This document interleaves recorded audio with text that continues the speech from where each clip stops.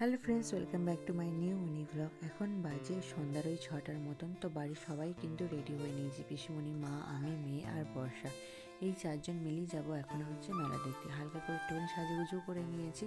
তারপরে দেখো টোটো করে সোজা চলে এসেছি মেলাতে। তো যেহেতু আমাদের বাড়ির সামনে শিবরাত্রি মেলা হচ্ছিলো, একদিনও আসা হয়নি। তো এসেই দেখো মা এখানে কাপ, প্লেট, তারপরে বাটি, এই সমস্ত জিনিসগুলো দেখছিলো। তো যাই হোক, মা ওইদিকে কেনাকাটা করছিলো, আর এদিকে দেখো বর্ষা এখানে 30 টাকা দিয়ে কানের দিচ্ছিলো, সেটাই দেখছিল। তো যাই হোক, আমার খুব পছন্দ হয়েছিল, আমিও কিন্তু দুটো কানের কিনে নিয়েছিলাম। মানে কানের মানে মেয়েরা এখানে মানে কি বলবো, কানের প্রতি একটা মেয়েদের অন্যরকমই আকর্ষণ। যতই থাকুক না কেন বাড়িতে এক ভর্তি, কিন্তু মেলা থেকে কানের হার এসব কিনতেই হবে। তো যাই হোক, এদিকে দেখো মেয়ে এসেই কিন্তু এখানে মানে কি গাড়িগুলো চড়ে নিয়েছে। মানে এত ভালো লাগে গাড়ি চড়তে, কি বলবো।